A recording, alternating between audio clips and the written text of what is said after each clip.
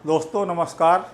आज हम गुरु स्मृत चैनल में आपको ज्योतिष की बहुत सारी विधाएं, जैसे ज्योतिष विधा में कुंडली विधा है, जो जन्म कुंडली हम लोग बनाते हैं। उसमें हमें 3 तरह की ज़रूरत पड़ती है। जन्म का date of birth, date of place, date of time. Birth place का समय, जिस समय आपका बर्थ हुआ, ये 3 चीज़ों के द्वारा ही इस कुंडली का निर्माण किया जाता था। अभी तक पूर्व के जितने भी हमने इस चैनल में वीडियो बनाए हैं, वो जो प्रथम विद्या है ज्योतिष की कुंडली विद्या, उसी पे बना है। ज़्यादातर लोग कुंडलियाँ अपनी जीवन में बनाते हैं और उनको अपना समय, अपना स्थान, अपनी डेट ऑफ बर्थ मालूम होती है। लेकिन जो पूर्व के लोग हैं, बहुत सारे लोग ऐसे हैं जिनको ना अपना समय सही बर्थ का मालूम है, ना डेट ऑफ बर्थ क्लियर है। स्थान तो उन्हें मालूम है, लेकिन उनको ना डेट ऑफ बर्थ मालूम होता है, ना समय बहुत क्लियर होता है, जिससे उनकी फोरकास्ट करना, ज्योतिष गणना करने में दिक्कत आती है। हमारे जीवन में, हमारे शरीर में जो हम कर्म करते हैं, उसमें 2 चीज़ों का बड़ा महत्व है। एक तो हमारा मस्तिष्क, दूसरा हमारे हाथ। मस्तिष्क जो हमारे जीवन में निर्देश देता है, अपने प्लान करता है, उसको पालन हम अपने हाथों द्वारा करते हैं। इन हाथों का बड़ा जीवन में प्रयोग है। इन हाथों के सृजन में हमारे किए गए कर्मों के अनुसार इनमें रेखाओं का सृजन होता है। इस सृजन में से हम आपके जीवन के, व्यक्ति के जीवन की दिशा, दशा, समय, व्यक्ति क्या करेगा, इसका फलादेश कर सकते हैं। दोस्तों, हमारे ऋषि मुनियों ने कहा है कि सवेरे उठ के हथेलियों का दर्शन करना चाहिए, क्योंकि हथेलियों में लक्ष्मी का वास होता है, हथेलियों के मध्य सरस्वती का वास होता है, हथेलियों के मूल में गोविंद वास करते हैं। इसलिए सवेरे उठ के हथेलियों के दर्शन करें और धरती माता को प्रणाम करें, तभी धरती पर अपने पैर रखें। हमारे द्वारा किए गए कर्मों का सृजन के अनुसार, कर्मों के अनुसार हाथों की हथेलियों में रेखाओं की संरचना होती है, पर्वतों का उभार होता है। जिस तरह से कुंडली में 120 वर्ष की गणना हम करते हैं, उसी तरह से हथेली में भी 120 वर्ष की गणना का प्रावधान है। इसमें भी प्रचलन 120 वर्ष का है। तो आज हम हस्तरेखा के अनुसार आपको विभिन्न पर्वतों के बारे में, रेखाओं के बारे में इस सीरीज में आपको बताना चलेंगे। प्रारंभ में हम एक एक पर्वत लेंगे, उसकी विशेषता बताएंगे और उसमें पाए जाने वाले चिन्हों के आपके जीवन में क्या प्रभाव पड़ता है, आपका जीवन किस दिशा में जाएगा, आप क्या बन सकते हैं, आपके जीवन में क्या क्या रोल अदा करेगा जीवन आप में, आप कितना धन कमाओगे, आपका यश कितना होगा, आप बिजनेस करोगे कि नौकरी करोगे, आपकी विवाह कैसा होगा, विवाह आपका में अपने जीवन साथी से बनेगी कि नहीं बनेगी, आपकी लव मैरिज होगी, आप क्रोध आपको कितना आएगा, आप सेना की नौकरी में जाओगे, आप कवि होगे, साहित्य पढ़ोगे, ये सब आपके हाथों के हथेली से मालूम किया जा सकता है। तो हाथों में पूरा हाथ जो है, आपका पूरा हाथ पर 9 पर्वतों में बटा होता है। दोस्तों, अब आते हैं हम इस फिलॉसफी पर कि हाथ, कौन सा हाथ व्यक्ति का देखना चाहिए। दोस्तों, जैसा कि आप जानते हैं, ईश्वर ने हमें 2 हाथ दिए हैं और उन्हीं दोनों हाथों से हम कर्म करते हैं। लेकिन आपने देखा होगा, रेयर अगर आपको मिले तो कोई व्यक्ति दोनों हाथों से उसी तरह से काम करता होगा, दोनों हाथ उसके एक्टिव होंगे, लेकिन रेयर में ये मिलेगा। लेकिन ज़्यादातर लोगों का हाथ, एक हाथ एक्टिव होता है जिससे वो काम करते हैं। तो हाथ में एक हाथ तो एक्टिव हैंड और दूसरे को इनएक्टिव हैंड बोलते हैं। जो एक्टिव हैंड है वो आपके वर्तमान में सृजन किए गए चीज़ों को दिखाता है, वर्तमान में आपकी स्थिति को बताता है, आपने अपने जीवन में क्या पाया है, क्या खोया, यह बताता है। और जो इनएक्टिव हैंड है वो आपकी हेरिडिटी कैरेक्टर को दिखाता है कि आपने पेरेंट्स के क्या पाया, आप बचपन में कैसे थे, आप बचपन में जो जो नैसर्गिक गुण आपको मिले थे आपने उनका विकास किया है, या उन मूल मान्यताओं को तोड़ते हुए आपने नया सृजन किया और एक नई प्रतिभा का सृजन किया है। तो हम लोग ज़्यादातर एक्टिव हैंड पर ही कंसंट्रेट करते हैं और एक्टिव हैंड के पे ही चीज़ें देख के फोरकास्ट की जाती। अब आते हैं कुंडली के कुंडली नहीं, हस्त पैर। इसमें पाए जाने वाले जो पर्वतों का विभाजन है उसके बारे में चर्चा कर लेते हैं। दोस्तों, ये जो आप देख रहे हैं तर्जनी नीचे का भाग है, ये आपका गुरु पर्वत है। गुरु पर्वत की संरचना के बारे, गुरु पर्वत के प्रभाव के बारे में, गुरु पर्वत में पाए जाने वाले चिन्हों के बारे में हम बाद में अभी चर्चा करेंगे। पहले हम पर्वतों के बारे में जान लेते हैं। ये गुरु पर्वत है दोस्तों, जो तर्जनी उंगली के नीचे पाया जाता है। इसको हम गुरु या बृहस्पति पर्वत कहते हैं। जो आपकी मध्यमा उंगली है उसके नीचे जो आपकी मिडिल फिंगर है उसके नीचे का जो पार्ट होता है वो सैटर्न का पार्ट है, आपका शनि का पार्ट है। जो आपकी रिंग फिंगर है उसके नीचे का पार्ट सूर्य पर्वत है। ये सूर्य की विषय में आपको बताता है कि सूर्य पर्वत बोलते हैं इसको। आपकी जो छोटी फिंगर है, जो लिटिल फिंगर आप जिसको बोलते हैं, उसके नीचे का पार्ट बुध पर्वत है। उसी के पास में आपका एक मंगल के दो स्थान होते हैं कुंडली में, एक उच्च मंगल, एक निम्न मंगल। तो ये निम्न मंगल, ये उच्च का मंगल, ये चंद्रमा, ये राहु, ये शुक्र और ये केतु।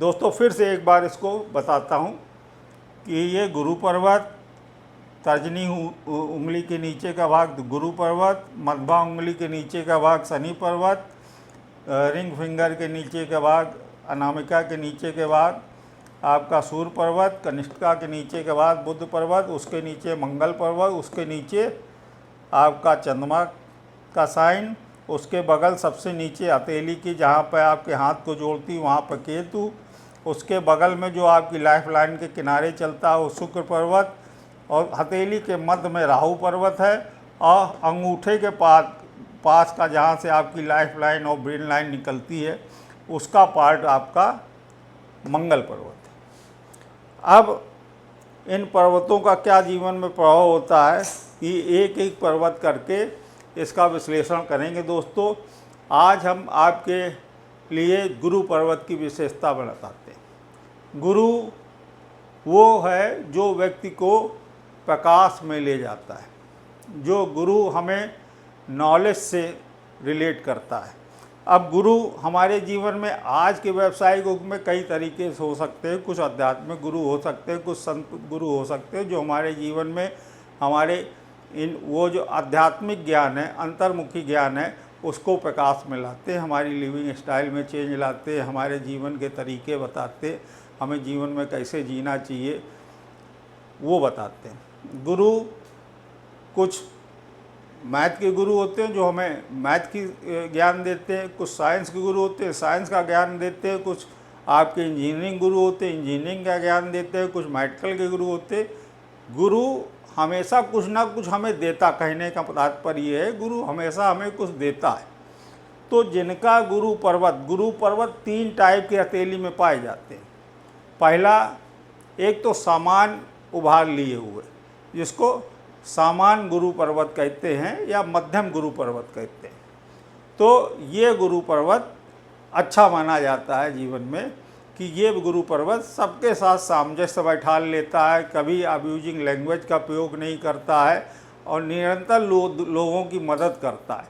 इवन अगर आपकी हृदय रेखा इस पर्वत पर आ जाए तो ये व्यक्ति बड़ा ही हेल्पिंग होता है और दूसरों की हेल्प करने के बाद भूल भी जाता है। वो जानता, बहुत सारे लोग उसको बेवकूफ़ बनाते, फिर भी ये उनकी मदद करता है। तो इनके लिए कहा जाता है नेकी कर दरिया में डाल। ये सोचना भी पसंद नहीं करते हैं कि हमें इसने धोखा दिया या हमको चीट किया।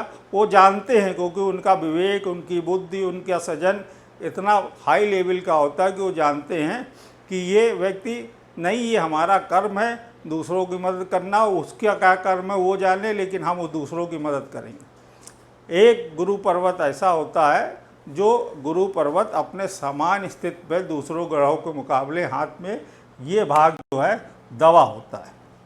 जब दोस्तों दबा होता है तो आपका गुरु कमज़ोर होता है। तो जब गुरु कमज़ोर होगा तो एक तो पढ़ाई में आपकी बाधा देगा, दूसरा आपकी नौकरी में बाधा देगा, आपकी लैंग्वेज ख़राब होगी, आपके लोगों के साथ व्यवहार ख़राब होगा, आप बड़ों का सम्मान करना नहीं जानते होंगे। तो गुरु पर्वत जिनका ख़राब होता है, आपको गवर्नमेंट जॉब पाने में कठिनाई आएगी। जिनका गुरु खराब होता है वो इस तरह की स्थितियां आएंगी। जो गुरु पर्वत दबा होता है, उभार नहीं लिए होता है। अब तीसरा गुरु वो होता है जो बहुत ही उठा होता है, जिसको हम अतिचारी गुरु बोलते हैं। जिनका अतिचारी गुरु होगा उनका मूल स्वभाव ईगो लिए होगा, थोड़े डिक्टेटर टाइप के होंगे। अच्छे अच्छे प्रशासनिक अधिकारियों का गुरु उभार लिए होता है तो उनमें ईगो भी आ जाता है और अपनी बात सही और गलत मनाने की उनमें तीव्र इच्छा शक्ति होती है। जो मैंने कह दिया वही सही है, आप फॉलो कीजिए। तो उस तरह के जो व्यक्तित्व हैं उनका बड़ा ही गुरु उभार लिए होगा। इस तरह के 3 तरह के गुरु होते हैं। तो आप अपनी हथेली में देख सकते हैं कि आपका गुरु क्या कह रहा है।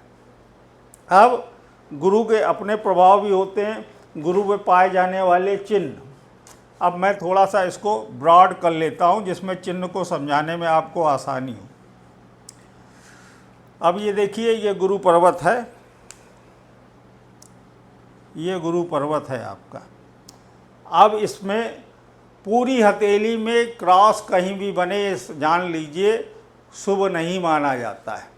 लेकिन हथेली में गुरु पर्वत पर अगर क्रॉस है तो शुभ माना जाता है। आपकी गवर्नमेंट जॉब के लिए, आपकी प्रशासनिक स्थिति के लिए, आपकी गुरु पर्वत पर आध्यात्मिक स्थित सजन के लिए, धार्मिकता के लिए आपके गुरु पर्वत में क्रॉस माना जाता है। तो सबसे पहला चिन्ह गुरु पर्वत पर अगर क्रॉस है तो ये शुभ है, ये मान के चलिए।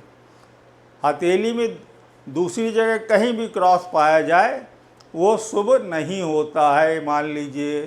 लेकिन गुरु पर्वत में क्रॉस है तो शुभता की निशानी है, ये आपको कुछ ना कुछ सफलताएं देगा। पहला चिन्ह। दूसरा चिन्ह में आते हैं। दूसरा चिन्ह गुरु पर्वत में एक वलय बनती है, रिंग ऑफ सोलेमन बोलते हैं इसको। रिंग ऑफ सोलेमन जिसके गुरु पर्वत में ऊपर बनी हो तो ये मान के चलिए ये व्यक्ति बड़ा ही धार्मिक प्रवृत्ति का होगा, इसकी धर्म के प्रति बड़ी आस्था होगी, ये धर्म के लिए हर प्रयत्न करेगा, इसमें सेवा भाव बहुत होगा। इस तरह के रिंग सोलोमनी व्यक्ति के व्यक्तित्व को दिखाती है और ये एक अच्छा साइन है कि ये बहुत ही अच्छा व्यक्ति होगा। दूसरा साइन हो गया सर। अब तीसरे साइन पे आते हैं गुरु पर्वत पर। तीसरा साइन, अगर गुरु पर्वत में स्क्वायर बन जाए, गुरु पर्वत में अगर स्क्वायर बन गया तो आप मानिए कि बहुत शुभता की निशानी है। आपको प्रशासनिक सेवा में अवश्य ले जाएगा। आप जहाँ भी कर्म करोगे वहाँ पर आपका बात होगी, आप वहाँ के हेड होगे, आप लीड करोगे। ये गुरु पर्वत आपको लीडिंग स्किल सिखाता है और लीडिंग स्किल्स की वजह से आप अपने बड़े अच्छे प्रशासनिक अधिकारियों में आपकी गिनती होती है अगर आपकी गुरु पर्वत में स्क्वायर बन रहा हो। अब दूसरी शुभता में आते हैं। अगर मंगल स्थान से 2 रेखाएं निकल के समानांतर ऐसे गुरु पर्वत पे आए, अगर मंगल से 2 रेखाएं निकल के समानांतर गुरु पर्वत पे आए तो इस व्यक्ति की वाणी में सरस्वती का वास होता है। ये व्यक्ति जो बोलेगा, ये तो बोलेगा नहीं, ज़्यादा बोलेगा नहीं, बोलेगा अगर बोलेगा तो अक्षरशः सत्य होगा। ये गुण ईश्वरी प्रदत्त देवी गुण, कुल मिला के चलिए कि ईश्वर की अनुकंपा गुरु प्रधान व्यक्ति के ऊपर अपने आप हो जाती है। गुरु प्रधान व्यक्ति को ईश्वर की अनुकंपा, कोई देव अनुकंपा उसका हमेशा साथ देती है। इस तरह का अगर साइन है। एक गुरु पर्वत में और साइन होता है जो शिव के त्रिशूल की तरह बनेगा। एक रेखा ऐसे आई और उसने इस तरह का एक साइन बना दिया। अब भगवान शिव की उसके ऊपर अनुकंपा होगी, भगवान शिव का उसके ऊपर आशीर्वाद होगा और वो व्यक्ति के अंदर बड़ा सेवा का भाव होगा, बड़ा आध्यात्मिक होगा। और इसमें एक चीज़ और है कि इसके पास धन की कभी कमी नहीं रहेगी। हमेशा धन का सृजन इसके लिए अपने आप होता रहेगा। जब भी उसको ज़रूरत होगी उसको मिलेगा। मतलब साधु न माने गाठरी, पेट समाता ले, आगे पाछे हरि चलें, जब मांगे तब दे। ईश्वर से जब मांग देगा इसके पास धन आएगा। तो दोस्तों इस तरह के साइन आप अपनी हथेली को देख के देख सकते हैं कि आप में किस तरह के साइन बन रहे हैं। और उसके बारे में और कुछ जानना हो तो आप कमेंट्स बॉक्स में लिखिएगा, तो और जानकारी। अगर कोई दूसरे तरह के साइन आपकी हथेली में बन रहे हैं तो उसके बारे में बताइएगा। हाँ, एक चीज़ और बता दें, अगर हथेली में गुरु पर्वत पर काला तिल है तो वो शुभ नहीं होता है, वो बाधा जनित है। आपको कोई ना कोई बाधा आएगी, नौकरी बड़े स्ट्रगल के बाद मिलेगी। तो काला तिल हाथ में वैसे तो कहीं नहीं शुभ है, लेकिन अगर गुरु पर्वत में हो तो नौकरी में बड़ा स्ट्रगल दे देता है। तो इसलिए अगर काला तिल हो तो वो बहुत शुभ नहीं है, ये मान लीजिए। अब जिनका गुरु पर्वत निम्न कोटि का है तो वो क्या करें कि उनका गुरु पर्वत ठीक हो जाए। तो सबसे पहले गुरुओं का सम्मान करें। जो आपके गुरु हैं उनको ऐसा सम्मान करें। सबसे पहली गुरु आपकी माता होती है, अपने माता पिता का सम्मान करें। दूसरा, गरीब बच्चों को कॉपी किताबों का वितरण करें तो आपके लिए गुरु की शुभता प्रदान होने लगेगी। तीसरा उपाय, जो बहुत कुछ खर्च कॉपी किताबों का नहीं कर सकते, गुरु सम्मान करने में कोई पैसा नहीं लगता, आप कर सकते हैं आराम से।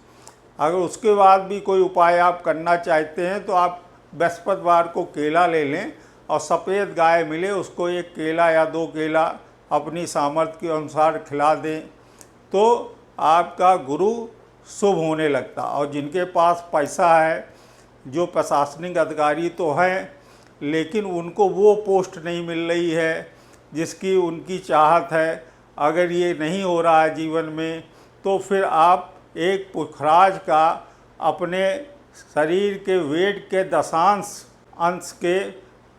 के बराबर कैरेट का लेके बृहस्पतिवार को सोने में बना के धारण करें। ओम विघ्न बृहस्पताय नमः का जाप करके, तो आपके लिए शुभ होगा। अब जिनके पास नहीं पैसा है तो वो नहीं कर पाएंगे पुखराज का धारण, पुखराज थोड़ा कॉस्टली है। तो अगर ये आप उपाय करेंगे तो गुरु की शुभता आपको प्रदान होगी, गुरु आपके लिए श्रेष्ठ होंगे। जिसका गुरु अच्छा है समझिए उसका जीवन में कल्याण 100% होना है। तो इसलिए मान लीजिए कि इसका शुभता के लिए आप करें, क्योंकि गुरु शुभ ग्रह माना जाता है। लेकिन अगर आपकी कुंडली या आपका हाथ में अशुभ ग्रह पावरफुल है तो उसके भी उपाय हैं। केवल गुरु पे जीवन नहीं चलता। आप ये मान के चलें कि नहीं गुरु हमारा नहीं ठीक है तो हमारे जीवन में कुछ नहीं होगा।